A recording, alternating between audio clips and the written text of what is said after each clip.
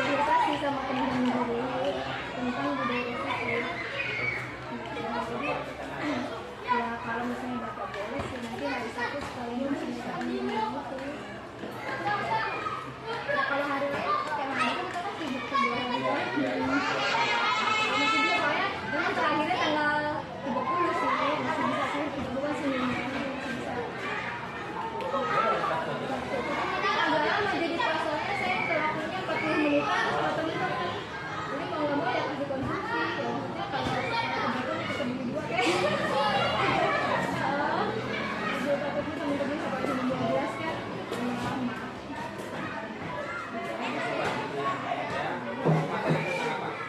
Budaya positif itu Pak yang kemarin masih lanjutkan yang masalah lingkungan terus ada kelanjutannya gimana caranya supaya kita menghindari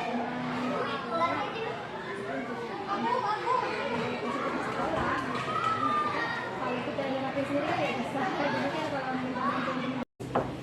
Assalamualaikum warahmatullahi wabarakatuh.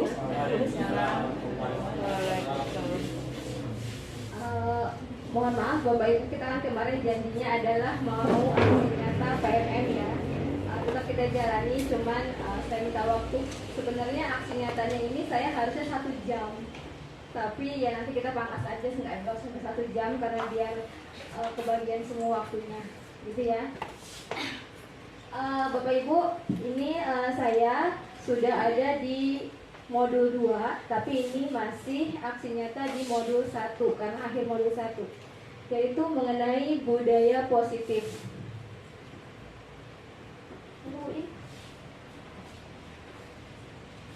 Nah, ini Bapak Ibu budaya positif. Budaya positif bisa dibaca sendiri, yaitu merupakan nilai-nilai keyakinan dan kebiasaan di sekolah yang berpihak pada murid agar murid dapat berkembang menjadi pribadi yang kritis, penuh hormat, dan juga bertanggung jawab.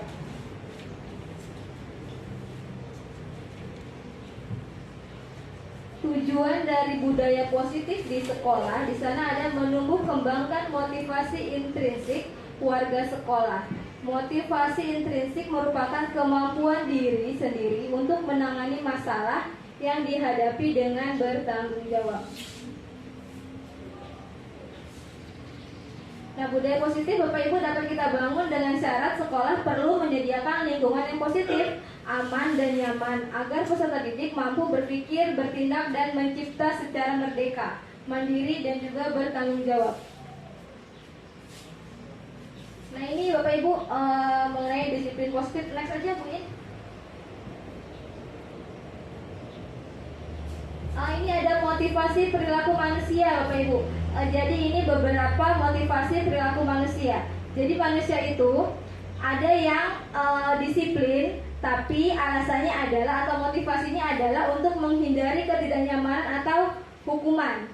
Ada juga yang melakukan disiplin atau menjadi disiplin, tapi untuk mendapatkan imbalan atau penghargaan dari orang lain. Lalu ada juga yang memang dia disiplin, memang ingin menjadi orang yang mereka inginkan dan menghargai diri sendiri dengan nilai yang mereka percayai. Itu ya, jadi ada 3 tadi itu. Nah, Bapak Ibu yang mana? Bapak Ibu yang mana? Jangan ditutup dulu ya Pak tadi. 2.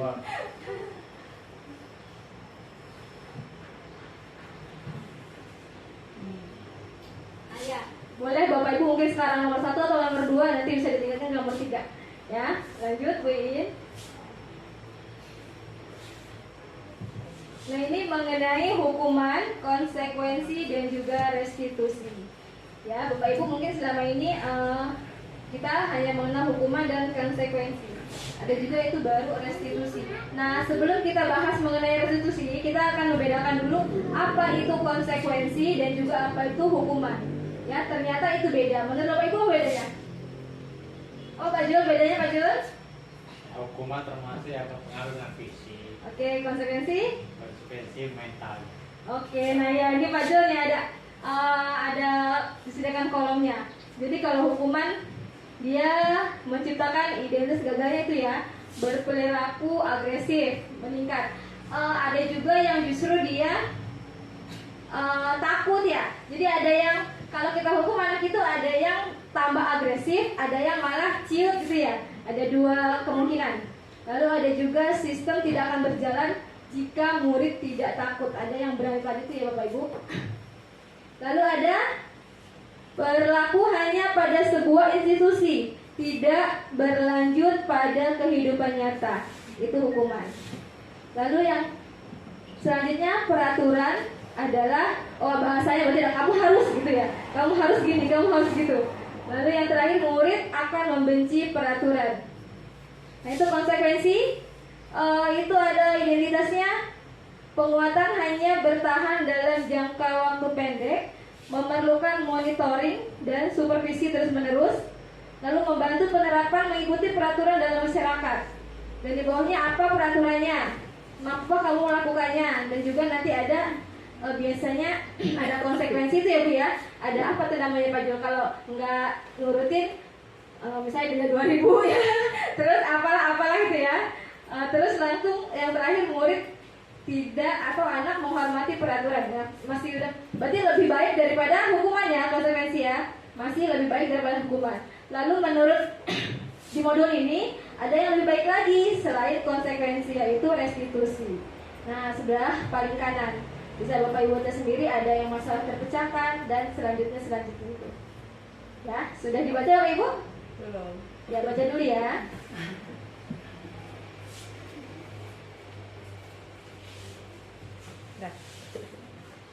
Panasnya nggak kelihatan ya? Kelihatan. Selanjutnya Win. Nah ini masih lanjutan yang tadi mengenai hukuman, konsekuensi, dan restitusi. Silakan bisa dibaca. Restitusinya apa? Ya, restitusi nanti dijelasin ke depan Pak, di depan. Jadi ini hukuman antara hukuman, konsekuensi, dan restitusi bedanya.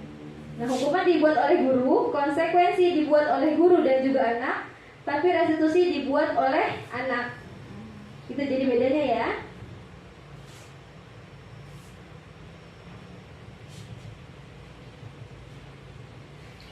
Ayo lanjut Bu Yin. Nah dari sini kita simpulkan bahwa hukuman bersifat tidak terencana atau tiba-tiba. Anak atau murid tidak tahu apa yang akan terjadi dan tidak dilibatkan. Hukuman bersifat satu arah dari pihak guru yang memberikan, dan murid hanya menerima suatu hukuman tanpa melalui suatu kesepakatan atau pengarahan dari pihak guru, baik sebelum atau sudahnya. Hukuman yang diberikan bisa berupa fisik maupun psikis. Murid atau anak disakiti oleh suatu perbuatan atau kata-kata. Sementara disiplin dalam bentuk konsekuensi sudah terencana atau sudah disepakati, sudah dibahas dan disetujui oleh murid dan guru.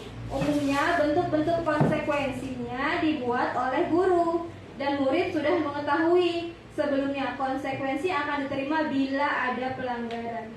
Pada konsekuensi, murid masih dibuat tidak nyaman, tapi dalam waktu pendek, tidak seperti hukuman. Masih lebih baik ya daripada hukuman. Kita lanjut ke pendapatnya Alfikon ini Bapak Ibu ya. Jadi kita yang kemarin masih bahas kemarin mengemukakan baik penghargaan maupun hukuman adalah cara mengontrol perilaku seseorang untuk menghancurkan potensi untuk pembelajaran sesungguhnya. Menurut Kon juga secara ideal tindakan belajar itu sendiri adalah penghargaan sesungguhnya. Kon juga mengemukakan beberapa pernyataan dari hasil pengamatan selama ini tentang tindakan memberikan penghargaan yang nilainya sama dengan menghukum seseorang.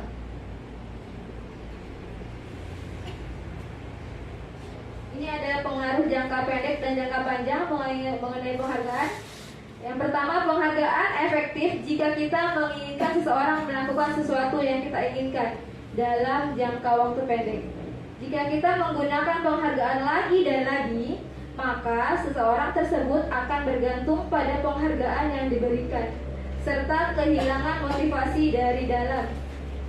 Dan yang ketiga, jika kita mendapatkan penghargaan untuk melakukan sesuatu yang baik, maka selain kita senantiasa berharap mendapatkan penghargaan, kita pun menjadi tidak menyadari tindakan baik yang kita lakukan.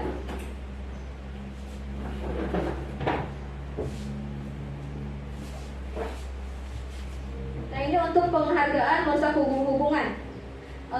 Bisa dibaca ya Bapak Ibu, ketika seorang diberi penghargaan atau dipuji di depan orang banyak, maka yang lain sebenarnya kemungkinan ya akan merasa iri dan sebagian dari mereka tidak menyukai orang yang diberikan penghargaan.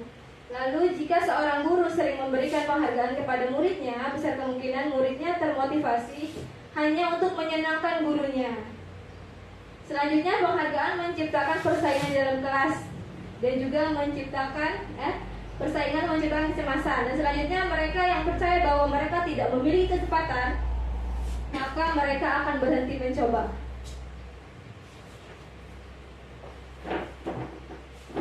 Nah, ini menurut Kohn tadi ya Bapak Ibu, masih penghargaan menghukum mereka yang tidak mendapatkan penghargaan.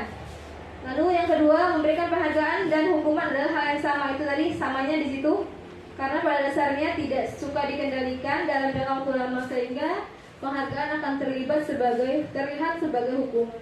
Jika suatu penghargaan diharapkan namun tidak mendapatkannya, maka akan merasa dihukum. Ini kembali lagi ke Bapak Ibu ya. Ini kan menurut Kohn tadi kan. Jadi menurut Bapak Ibu, mungkin Ibu punya pendapat dari ahli lain, silahkan bisa dipilah-pilih kira-kira ini benar atau tidak gitu ya. Silahkan. Selanjutnya Bu It. Nah, ini Bapak Ibu motivasi dalam diri, silahkan dibaca saja.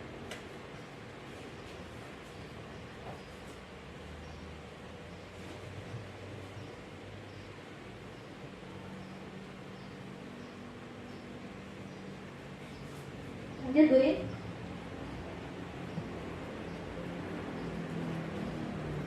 Nah, ini dia restitusi tadi ya. Jadi restitusi ini adalah proses kolaboratif yang mengajarkan murid untuk mencari solusi untuk masalah dan membantu murid berpikir tentang seperti apa yang mereka inginkan.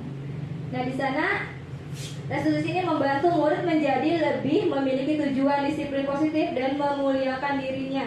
Penekanan bukanlah pada bagaimana berperilaku untuk menyenangkan orang lain dan menghindari ketidaknyamanan, namun tujuannya adalah menjadi orang yang menghargai nilai kebajikan yang mereka percayai.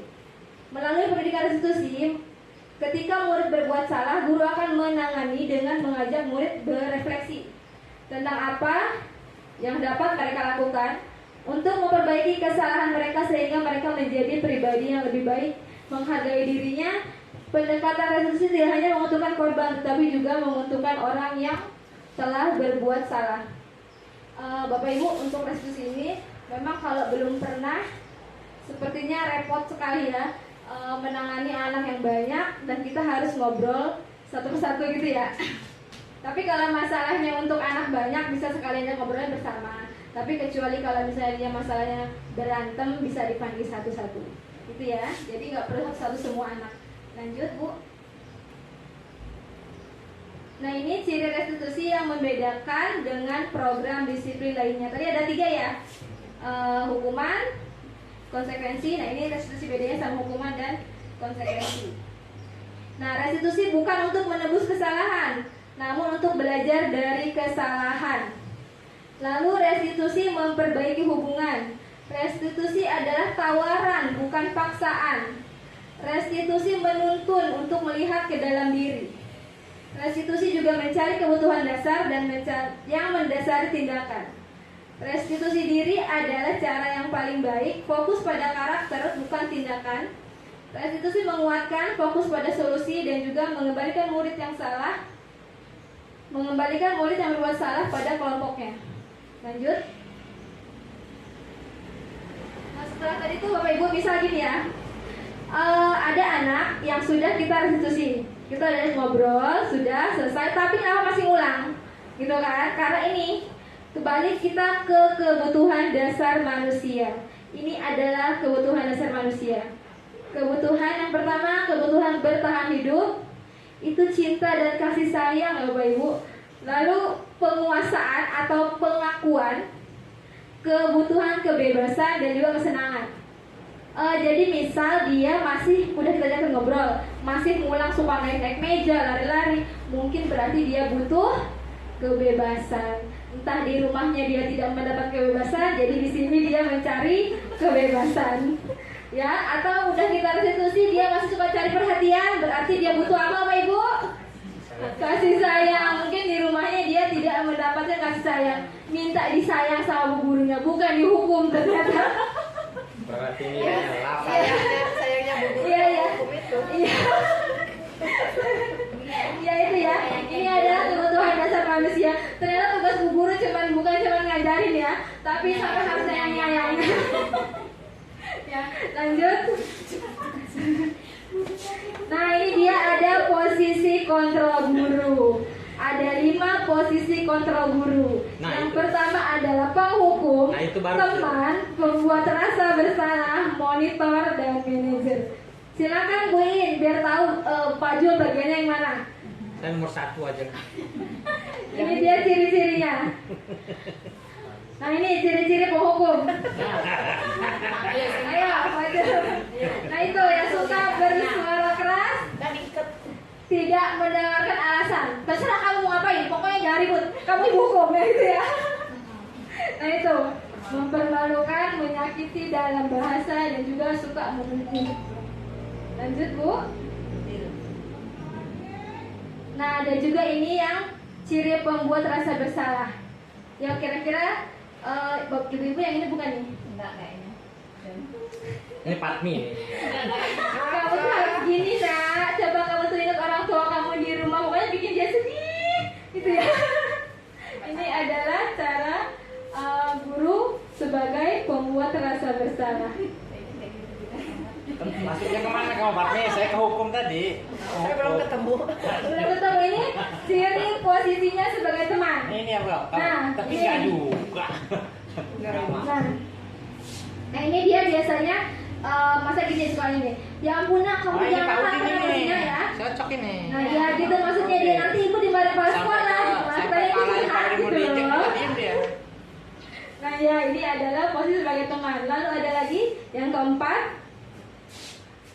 Ini adalah pemantau. Oh, ini Patmi nih. Oh iya. Jadi kalau kita ngomong kita selalu kaitin sama aturan-aturan, itu namanya pemantau ya. Maksudnya Patmi? Oke. Enggak tahu kan ini lah itu pun. Hah?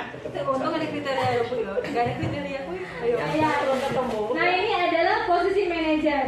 Suka ya. Nah ya jadi. Nah jadi ini bu gurunya bersama murid dia mempersilahkan murid mempertanggungjawabkan perilakunya, mendukung murid agar menemukan solusi atas permasalahannya sendiri. Bu Desi juga belum belajar. Ya, lanjut. Nah ini langkahnya ya, Bapak Ibu, langkah segitiga restitusi. Yang pertama adalah menstabilkan. Ya, siapa tahu Bapak Ibu ada yang mau ikutan menerapkan segitiga restitusi. Ya. Yang pertama adalah menstabilkan identitas. Misalnya lagi berantem, jadi kita panggil untuk menstabilkan identitas dia, biar cerita dulu arahnya kemana tadi dia berantem. Ya dengerin aja sama kita, walaupun kita bosan ya. Dengerin dulu. Lalu nanti yang kedua adalah baru validasi tindakan yang salah. Kita tanya, tadi kira-kira kamu salahnya di mana, gitu ya. Selanjutnya baru menanyakan keyakinan. Nah untuk menanyakan keyakinan ini sebelum ditanyakan, Bapak Ibu harus membuat keyakinan kelas dulu di rumah. Di kelas. Ya, Bapak Ibu berarti bersama murid membuat keyakinan kelas. Jadi bunyinya bukan peraturan kelas, tapi keyakinan kelas ya. Bunyi masih tuh bedanya ya Bapak Ibu. Jadi tadinya kalau peraturan misalnya harus memakai pakaian rapi. Kalau keyakinan bahasanya lebih halus, ini aja tinggal apa ya? Pakaian rapi, gitu aja, berpakaian rapi gitu ya. Nah itu untuk bahasanya diperhalus. Lalu kalau misalnya dilarang berisik, berarti diganti dengan menjaga ketenangan kelas atau ya, jadi dia lebih halus bahasanya, jadi enggak nyuruh gitu loh, gitu ya Bu, bahasanya. Nah jadi Bapak Ibu ini wajib punya keyakinan kelas. Jadi kalau anak salah kita balikin ke situ. kamu lupa sama keyakinan yang kamu bikin. Kan dia yang bikin waktu itu ya. Jadi kita nggak bikin, dia yang bikin, kita yang nulisin boleh, tapi dia yang bikin supaya dia lebih bertanggung jawab. Karena itu kan dia yang nulis, jadi kan harus dia turutin gitu ya. Nah ini adalah langkah segitiga restitusi. Nah untuk Bapak Ibu supaya lebih jelasnya saya punya videonya, silakan ditonton.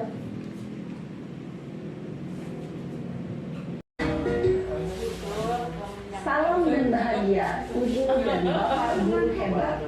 Pada video kali ini kita akan membahas tentang salah satu program disiplin positif yang diterapkan di lingkungan sekolah yang dikenal dengan nama restitusi.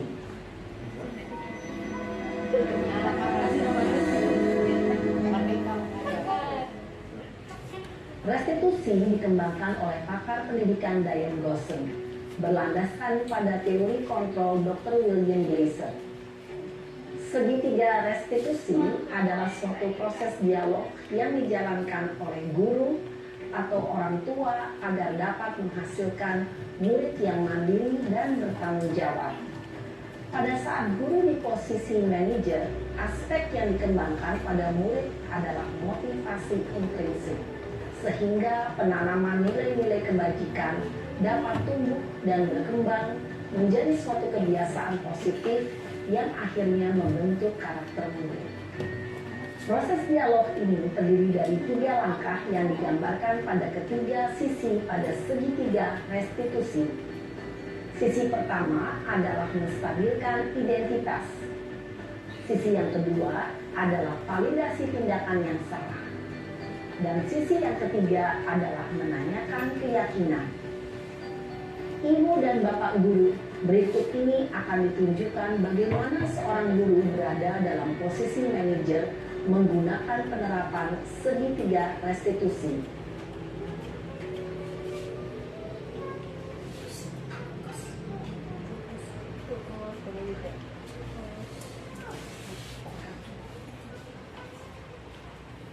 Siang Sarah. Siang Pak. Sudah lama nggak ketemu Sarah? Kenapa hari ini ada di sini? Kesel Pak, kesel banget. Masa aku dikatain tukang fitnah Pak? Ya aku marah lah. Aku balik ngatain Eka di depan kelas. Kesel banget. Oh begitu. Ya pasti kamu marah dan kesal. Bapak juga akan marah apabila ada yang menuduh Bapak seperti itu. Kemudian pada saat itu kamu mau melakukan apa? Ya saya langsung ngatain Eka lah Pak. Kesel banget. Saya bentak-bentak dia di depan teman-teman lain. Oh begitu. Pasti kamu melakukan seperti itu karena suatu alasan tertentu kan? Iyalah, masa saya diam saja Pak? Ya saya bela diri lah. Masa saya dituduh tukang fitnah? Ya wajar lah. Mempertahankan harga diri itu sesuatu yang penting buat kamu. Untung kamu tidak bertindak lebih gegabah lagi. Hanya membentak-bentak. Iya Pak. Untung saya masih bersabar dan hanya membentak saja. Sudah gemes padahal. Saya pasti bela diri lah. Ya pasti ya. Tapi kamu memilih untuk tetap bertahan dan bersabar. Kamu memilih untuk tidak berbuat lebih parah lagi, bukan? Iya. Nah, sekarang coba kita lihat lagi tindakan kamu yang bentak-bentak Eka di kelas. Tindakan kamu itu kira-kira sesuai dengan keyakinan kelas atau prinsip kamu tidak? Enggak lah Pak. Capek Pak jadi pemarah. Jadi keyakinan atau prinsip mana yang kurang sesuai dengan keinginan kamu? Ya, saya sebenarnya sangat menghargai orang lain. Mungkin saat itu saya menjadi emosi, jadi tidak menunjukkan sikap itu. Kamu meyakini tidak? Menghargai orang lain itu penting buat kamu. Yakinlah Pak. Iya, setuju. Kita harus saling menghargai. Namun, ada juga keyakinan yang kita sepakati yang perlu kita jalankan apabila kita sedang marah, bukan? Ya, saya bisa lebih proaktif, mulai dengan diri sendiri. Saya bisa jadi lebih bersabar, mengambil waktu jeda untuk berpikir mau apa selanjutnya. Kira-kira kamu bersedia memperbaiki masalah ini tidak? Bersedia Pak. Kalau kamu memperbaiki masalah ini, kamu akan menjadi orang seperti apa? Saya akan menjadi orang yang bertanggung jawab kali ya Pak. Dan senantiasa proaktif. Iya, menurut kamu bagaimana rasanya menjadi orang seperti itu? Ya nyaman lah, bangga bisa bersabar dan menahan diri. Baiklah kalau begitu. Yuk kita pikirkan bagaimana memperbaiki masalah ini.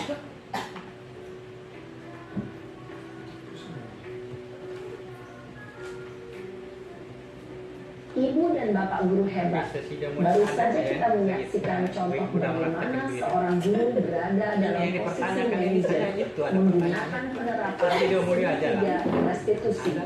Mari kita bahas satu persatu.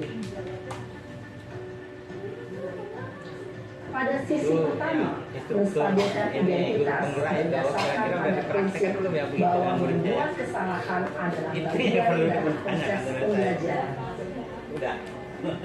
Sisi pertama dari segitiga ini berperan menggeser identitas murid dari identitas gagal ke identitas sukses. Murid yang sedang bertingkah laku yang tidak pantas atau menarik diri saat itu sedang mengalami identitas gagal. Bila kita mengkritiknya, maka posisinya tidak akan berubah. Kita bisa mengajukan pernyataan-pernyataan ini. 1. Membuat kesalahan sesuatu yang wajar. 2. Manusia tidak ada yang sempurna. 3. Kita bisa memperbaiki masalah ini. 4. Saya tidak menanyakan kesalahannya. Saya lebih fokus bagaimana memperbaiki masalah ini. 5. Apakah saat ini kamu tengah menjadi orang yang baik untuk dirimu sendiri? Pada sisi kedua, validasi tindakan yang salah berlandaskan pada prinsip bahwa setiap perilaku berupaya memenuhi suatu kebutuhan tertentu. Guru yang telah memahami teori kontrol akan bergeser dari pemikiran stimulus respon menjadi proaktif dan mencoba untuk mengenali tujuan dari perilaku murid, mengenali dan mengakui kebutuhan murid ini dapat memperbaiki hubungan dengan murid tersebut. Pernyataan atau pertanyaan bisa disampaikan dengan nada suara tidak menghakimi atau memojokkan, sehingga dapat mengembalikan murid pada posisi positif. 1. Kamu bisa saja bertindak lebih gegabah lagi dari ini. 2. Kamu bukan melakukannya tanpa suatu alasan tertentu. 3. Kamu melakukannya karena mempertahankan sesuatu yang penting bagimu. 4. Mungkin kamu bisa mempelajari suatu perilaku baru yang lebih efektif. Bersediakah kamu mempelajarinya? Selanjutnya, kita akan simak sisi terakhir, yaitu menanyakan keyakinan. Teori kontrol menyatakan bahwa pada dasarnya kita termotivasi secara intrinsik. Pada saat perilaku yang salah telah divalidasi dan identitas sukses telah stabil, maka murid telah siap mengaitkan keyakinan-keyakinannya dengan tindakannya yang salah dan pemikirannya telah bergeser ingin menjadi orang yang dituju. Pertanyaan-pertanyaan ini dapat mengaitkan keyakinan-keyakinan yang dianut murid. 1. Sebagai keluarga atau kelas, apa yang kita yakini? 2. Nilai-nilai apa yang telah kita sepakati? 3. Seperti apa gambaran sebuah kelas yang ideal bagi kamu? 4. Kamu ingin menjadi orang seperti apa?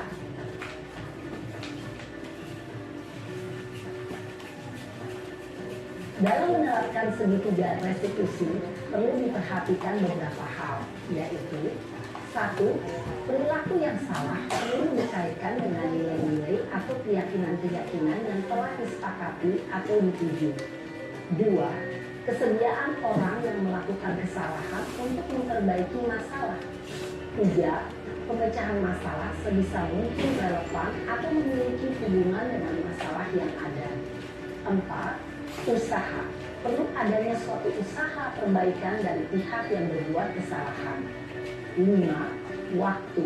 Perlu didedikasikan waktu dari pihak yang berbuat kesalahan. Tanyakan kapan akan mulai diberlakukan usaha untuk memperbaiki masalah. Dengan memahami struktur penerapan segitiga restitusi, diharapkan guru dapat menerapkan posisinya sebagai manajer dengan mengajukan pertanyaan-pertanyaan bermakna yang dapat membuat murid menjadi lebih percaya diri, bertanggung jawab, dan mandiri. Nah, Ibu Bapak Guru perlu tidaknya mengikuti ketiga tahapan dalam segitiga restitusi bergantung pada ringan beratnya suatu permasalahan. Misalnya, bila permasalahan tersebut ringan, maka tidak perlu dijalankan secara berurutan. Bahkan bisa semudah menanyakan apa keyakinan yang kita sepakati. Dengan menjalankan segitiga restitusi, dengan mengajukan pertanyaan-pertanyaan bermakna, diharapkan murid menjadi lebih kuat secara pribadi, dapat membuka wawasan murid agar dapat menyelesaikan permasalahannya sendiri, semakin percaya diri, mandiri, dan merdeka. Salam dan bahagia, Ibu Bapak Guru hebat.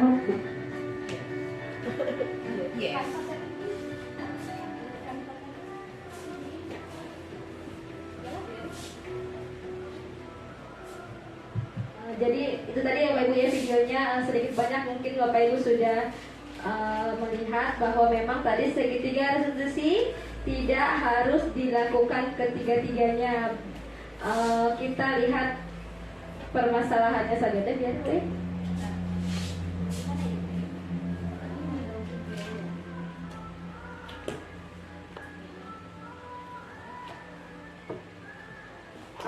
Silakan Bapak Ibu mencoba. Yang pertama Bapak Ibu kalau mau mencoba, buatlah keyakinan kelas bersama anak atau murid ya Bapak Ibu ya. Jadi nanti mulai dicoba membuat keyakinan kelas. Jadi nanti kalau murid ada yang salah, kita bisa langsung ingetin ke keyakinan yang mereka buat ya. Jadi bukan aturan kita lagi, tapi itu kesepakatan mereka sendiri. Jadi kita enak nanti gurunya gitu ya Bapak Ibu.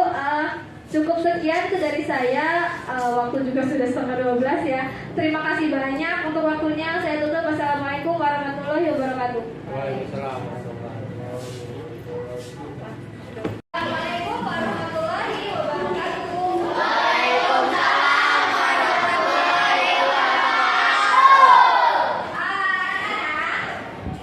Mari sehat.